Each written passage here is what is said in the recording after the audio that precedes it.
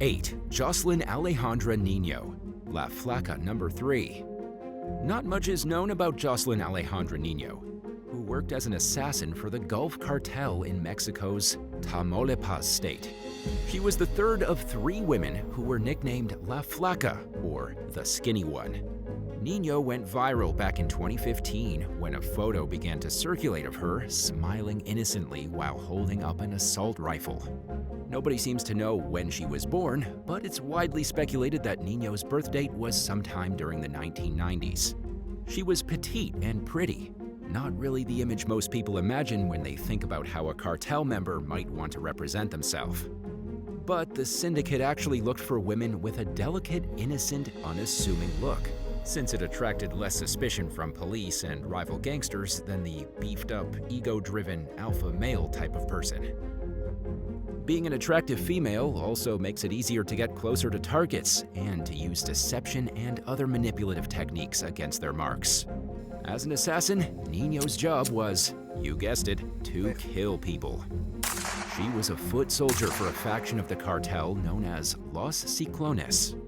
In recent years, from 2015 onward, Los Ciclones found themselves at war with another cartel faction known as Los Metros. The photo of La Flaca that was leaked online was most likely posted by the rival group. Just a few months later, in April 2015, she was kidnapped by Los Metros. Within a few days, photos surfaced online of her dismembered corpse inside a cooler along with the remains of another woman and man. Los Metros took credit for the murders. 7. Nancy Manriquez, La Flaca number 2. Similar to the La Flaca who came before her and the one who came after, Nancy Manriquez Quintanar had no reservations about killing in cold blood. She worked for the Los Zetas cartel and is linked to at least 9 violent murders in the eastern half of Mexico. Her job was to go to bars and nightclubs and sniff out drug dealers who weren't part of the cartel, get information about them, then pass on the details to hitmen, so they could take out the competition. Manriquez was arrested in 2011 and is currently behind bars for the time being. The Flacas on today's list represent a bigger trend of cartels hiring women to work as killers and in other non-traditional roles. Historically speaking, women in cartels were limited to trophy wife roles. The handful of females who managed to rise past the rank of being a prostitute or a companion for cartel members often handled the money laundering and logistical planning side of the organizations. Until recently, it was rare for women to be soldiers and carry out hits. And while the original Flacas are now either dead or locked up behind bars, others have followed in their footsteps. 6. Veronica Mireya Moreno Calderon, La Flaca number 1. Before she actually joined a cartel, Veronica Mireya Moreno Calderon was a police officer. She even received an award after getting wounded in a shootout when she tried to stop a kidnapping in progress. After realizing that a lawful life wasn't for her, Calderon joined up with the Los Zetas cartel. She became the first woman to run a drug territory, known as a plaza, by herself when she took over the San Nicolas de los Garza region after the capture of Raul Garcia Rodriguez, aka El Sureño. In 2011, the Mexican military arrested her on suspicion of multiple charges, including her role in several murders and drug operations. She was taken into custody after getting pulled over for driving a stolen car. In her possession, police also found a revolver and 6 cell phones. While her reign was short-lived, it set a new precedent for the types of jobs women can hold in cartels. These opportunities have only grown in the past few years, although narco women still face an uphill battle when it comes to tackling long-held stereotypes, including the belief that women are less useful to an operation than men, or that they're only good for certain things, if you get what we mean. 5. Melissa Margarita Calderon Ojeda, also known as La China. Melissa Margarita Calderon Ojeda had barely become an adult when she started working for the Sinaloa cartel back in 2005. She headed a Sinaloa subdivision called the Damaso cartel until she was kicked from her position by a male member. Calderon went on to be the leader of a 50-member enforcer group called the Las Fuerzas Especiales de los Damaso. Las Fuerzas, for short, was the subset based in Baja California Sur, along the west coast of Mexico. The subunit was part of a bigger force, Los Antrax, which is made up of groups that carry out specialized hits and other tasks for the Sinaloa cartel. It was during this time that Calderon obtained a reputation as a ruthless killer. But it was this notoriety that ultimately weakened her leadership. She has still managed to participate in the infighting and warfare that has spiked among cartels during recent years. Calderon was arrested back in 2015 while trying to get on a flight at Cabo San Lucas International Airport. She's currently behind bars in a Mexican prison, and it's unclear how long she'll stay there. Let's face it, most people enjoy the idea of being able to say they know someone famous, regardless of whether that person is good or evil. After all, being linked to someone like that comes with a lot of perks. 4. Rosetta Kuto. Unlike most of the women on our list today, Rosetta Kuto was not actually from the Americas. She was born and raised in Italy's Campania region. She was the sister of Raffaele Kuto, the head of a mob-like organization called the Nuova Camorra Organizzata. Raffaele spent much of his life in jail, frequently leaving the leadership of his business to Rosetta for long periods of time. At one point, she even ran the NCO for 15 years straight. And while her brother issued many commands from behind bars, Rosetta had her own leadership skills to thank for her ability to run the show as smoothly as she did. In fact, while Raffaele trusted his sister to handle the business side of things, the two still had a complicated relationship because of their opposing personalities. Nicknamed Uoke e Ghiaccio, or Ice Eyes, Rosetta maintained a professional attitude and a low profile. She was an excellent businesswoman, negotiating deals with South American cocaine cartels and trying to help broker an end to violence between different Italian crime groups. After having her headquarters raided by authorities in 1981, Rosetta stayed completely out of the public eye. For over a decade, she moved between safe houses and cities and managed operations from behind the scenes.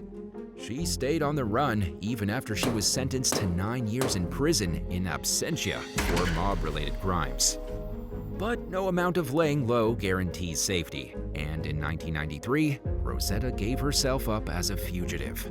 Her prison sentence was reduced down to just 5 years after she minimized her role in the NCO. Raffaele Kuto also claimed that his sister only did things at his request, and that she wasn't really acting as an interim boss. Many members of the organization were unaware of Rosetta's position and didn't think it was possible for a woman to do the job in the first place. But the operations actually had been left entirely in her hands. And whether or not Raffaele realized it, her involvement only deepened the longer he was in prison. Some have even said that without Rosetta, the NCO would have fallen apart altogether. 3. Maria Licciardi. With the nickname of La Madrina, or the Godmother, one doesn't have to ask many questions to understand where Maria Licciardi stands in her organization. Born in Naples, Italy, back in 1951, she became involved with the Camorra organization because her whole family was. She eventually rose through the ranks and became the head of the namesake Licciardi clan, after her husband and 2 brothers were arrested and placed in prison. La Madrina was the first woman to head the Licciardi clan, and the Secondigliano Alliance, a network of groups who control the region's drug trafficking and extortion racket. She played a crucial role in maintaining the stability of the groups she led. And she managed to do so while staying out of the spotlight and maintaining a low profile. By doing so, she avoided falling under suspicion by law enforcement for quite some time. Maria also chose her leadership strategies and made business decisions based on what she thought would minimize the chances of police noticing. After landing on a most wanted fugitives list, she decided to go into hiding and evaded capture for 2 years. She ran the show from behind the scenes and didn't hesitate to rule with an iron fist when necessary. During her time on the run, Maria ordered multiple hits against members of rival organizations, went to war with a rival clan that was also headed by a woman, and more. The godmother's departure from organized crime was just as quiet as her entrance. After being pulled over with a substantial amount of money in her possession and barely securing her release without criminal charges, she slipped out of the gang lifestyle and went to live a more conventional life. 2. Angie Sac, once referred to as the Queen of Cocaine. Colombian former model Angie Saclemente's nickname was pretty self-explanatory. She came from a modest upbringing in Barranquilla before being crowned the International Queen of Coffee beauty pageant winner back in 2000 at the ripe age of 21. Saclemente then went on to work as a lingerie model in multiple Latin American countries. But her career was short-lived, thanks to her arrest in 2010 for trafficking drugs. According to Insider, Saclemente is among a growing number of cartel women who are breaking onto the scene as mainstream figures, instead of operating in the shadow of their drug kingpin boyfriends and husbands. She initially dated a Mexican kingpin named El Monstruo. After breaking up, Saclemente started her own all-female distribution network called Angie's Angels. The women who worked for her were all supermodel material, but had apparently discovered that dealing drugs paid much better than posing for magazine centerfolds. At one point, Saclemente's operation dominated cocaine trafficking routes between Mexico and Europe. Her 2010 arrest came after a young woman associate was busted while trying to get on a flight from Buenos Aires to Cancun with 120 pounds, 55 kilos of cocaine. After hiding out in Argentina for the next 5 months, it was Saclemente's turn to face justice. She was arrested with 4 men and 2 other women. During her time on the run, she kept her Facebook page updated. She even spoke with the media, telling CNN in 2010 that she had no involvement in the drug industry and denying all allegations against her. She also said that she was hurt and saddened, and she accused the press of trying to destroy the reputation of an innocent person. After being convicted of drug trafficking charges, Saclemente continued to speak with the media from prison. She maintained her innocence, insisting that it was all just a big misunderstanding. To make the situation even more shocking, she was willing to throw her boyfriend and relatives under the bus while denying her involvement, and implicated her uncle and cousin as members of the drug trade during the process. And now for number 1. But if you want to hear more bizarre and crazy stories, stay tuned after the video for some more content. 1. Marissa Lemus Perez. Nicknamed La Patrona, Marissa Lemus Perez was based in the small border town of Ciudad Pedro Alvarado, next door to El Salvador. Back in 2011, she ran for mayor of the nearby city of Mayuta. It was only natural, considering her brother, Magno, held the position until 2009, when he suddenly died of a heart attack. Marissa's sister, Mira, took over and was even planning to finish Magno's term. But that plan came to a stop when armed gunmen opened fire on a meeting full of 8 people organized by Mira. Everyone at the scene was shot and killed in what came to be known as the Massacre at Los Cuernos. Marissa later told Vice News that Mira was discovered lying face down in a pool of blood. Her sister's face was damaged from a gunshot wound, and Marissa ultimately lost her bid for mayor. The loss was tolerable since Marissa already had a thriving career in the drug industry as a cocaine queen, although that also didn't last long after the massacre. In 2015, Marissa and 6 other gang members she worked for were arrested. She was sentenced to 94 years in prison for her crimes. 2 years later, in 2016, Marissa tried to escape prison by scaling a perimeter wall, but she wasn't out for long. The next year, in 2017, Marissa attempted another escape, this time from a military prison dressed as a guard. And this time, she actually got away. She stayed on the run for 2 weeks before she was recaptured in El Salvador. By then, she had dyed her hair red in an attempt to change her appearance, but it clearly didn't work. Her capture was a big deal. So much so, in fact, that the country's president tweeted in praise of it. It was Marissa's repeated escapes that earned her the nickname of the female El Chapo. But for now, she's securely behind bars, where she serves out a life sentence. 8. Jessie R Kazooki. One day in 2018, 37-year-old Jessie Kazooki dialed 911 from her home in Milwaukee, Wisconsin, and reported that her friend was there unconscious. When police arrived, they found the woman dead in a recliner. There were crushed pills on her chest and several prescription bottles nearby. Kazooki allegedly told sheriff's deputies that her friend may have taken her own life and that she was an addict who was sick of being sick. She also claimed to be the woman's sole care provider and power of attorney. Police initially believed her, after all they had no reason not to. But things took a dramatic turn when the woman's autopsy results revealed a fatal amount of an eye-drop ingredient called tetrahydrozoline in her blood. The amount was too much for her to have ingested through just her eyes, leading detectives to believe that Kazooki had poisoned her to death. The fact that she changed her account of events numerous times only added to their suspicions. Investigators charged Kazooki with murder and also accused her of fraudulently using the victim's accounts to gamble away more than $290,000. She pleaded not guilty and was held on $1 million bail. The suspect's lawyer asked for reduced bail, which the judge denied. The victim's name is being withheld, despite Kazooki's repeated attempts to disclose the information in letters to the court.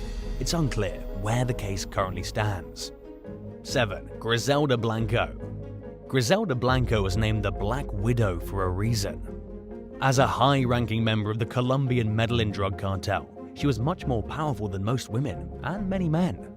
She was active in the Miami-based faction of the cocaine syndicate from the 1980s to the early 2000s, during which time her family enjoyed a lavish lifestyle.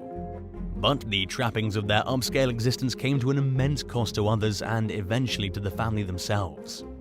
Blanco had a fierce reputation for being quick and willing to use violence toward anyone who displeased her. She didn't shy away from hurting or killing people to assert her dominance or get her way. Consequently, numerous hits were put out on Grisela. In 1984, she fled to California to escape the heat from her enemies, who were eager to assassinate her. But Blanco maintained her power through her associates and continued to have her rivals in Miami slaughtered. Oftentimes, she would command her subordinates to kill an entire household, and many innocent people lost their lives as a result, including children. The DEA finally caught up with the Black Widow in 1985 and charged her with conspiring to manufacture, import, and distribute cocaine. 3 years later, she was charged with murder in the state of Florida. Blanco received a 20-year sentence, but only served part of her time before being released and deported back to Colombia in 2004. In 2012, someone entered a butcher shop where she was buying meat and shot her in the head execution style. She was 69 years old. 6. Amber Hilberling. Amber Hilberling's husband Josh was pronounced dead in 2011 after he fell from the window of the couple's 25th floor apartment in Tulsa, Oklahoma. He was just 23 years old, and Amber was several months pregnant at the time. The 25-year-old widow claimed that she had pushed Josh after he grabbed her during an argument. She said that she never meant for him to fall through the window, but law enforcement believed her intentions were more sinister. Police charged Amber with second-degree murder. During the trial, Josh's father claimed that his son said Amber was using drugs while pregnant, and that Josh planned to divorce her and pursue full custody of their child once he or she was born. Amber maintained her innocence throughout the trial and stuck to her story after a jury convicted her in 2013 and sentenced her to 25 years behind bars.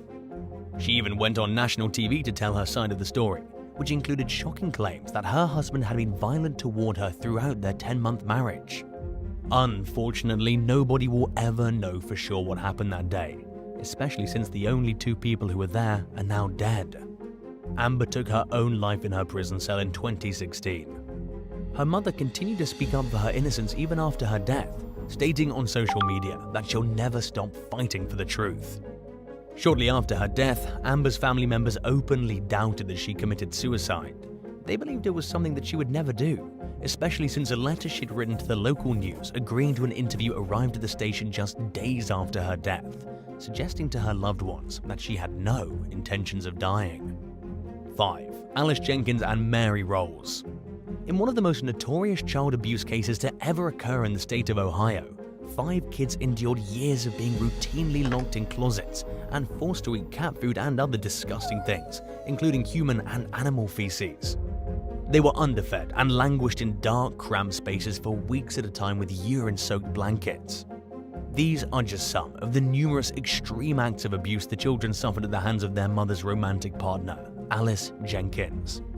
These horrifying days came to an end in 2003 after 3 of the kids escaped and alerted police to their living conditions. At the time, they were between the ages of 6 and 14. All 5 were removed from the home and separated into different foster and adoptive homes. In the meantime, Jenkins and the children's mother, Mary Rolls, were convicted on a laundry list of charges, including kidnapping, felony assault, child endangerment, and more. While Mary didn't directly commit the abuse, she was held accountable for allowing it to go on. Both women received a 30-year prison sentence. In 2019, Jenkins asked for an early release, claiming that she had been rehabilitated and was essentially a new person who had somehow redeemed herself for her unspeakable acts. Thankfully, a judge denied the request and she remains behind bars, where most people would agree she belongs. 4. Theresa Knorr. Theresa Sanders was just 16 years old when she dropped out of high school, married her first husband, Clifford, and became pregnant in 1962. Less than 2 years later, the couple got into an argument and Clifford told Theresa that he was planning to leave her. So she shot him in the back with a rifle, killing him. A jury acquitted Theresa of murder after hearing her sob story about how Clifford was a violent alcoholic and an abuser. She claimed that she had shot him in self-defense, even though his back was turned to her at the time. Her own sister testified against her, describing Theresa as a jealous and malicious woman who would kill Clifford before any other woman could have him. And still, the widow's story managed to garner the sympathy of jurors. Theresa had another baby in 1965 and went on to have 6 kids total. During those years, she became an alcoholic who often left her kids in the care of her romantic partners for days at a time while she went out drinking. She ended up marrying and divorcing 4 times, but her abuse toward her children remained well hidden until after her final divorce in 1976. At that point, Theresa became a recluse who cruelly isolated her children in a small, filthy apartment that reportedly stunk of urine. Neighbors would later say that the kids never had visitors and weren't even allowed outside. Theresa seemed to particularly hate her daughter, Susan, whom she kept chained to the family's dining room table. She forced her other children to participate in the abuse. One day, she gave a gun to her son and told him to point it at Susan. At some point, the firearm accidentally discharged and struck the girl. She initially survived but began suffering from sepsis due to the wound. Instead of getting medical care for the girl, Theresa dumped Susan on a roadside and burned her alive. After Susan died, Theresa began targeting another daughter named Sheila, whom she forced into prostitution as a way to support the family. She eventually stopped letting Sheila out of the house and deprived her of food and water until she died of starvation and dehydration. By the time Theresa was charged for her 2 daughters' murders in 1993, her surviving children were all adults, and it took several attempts to report her to law enforcement before anyone was willing to investigate their claims. She made a plea deal in order to avoid the death penalty and was sentenced to life in prison.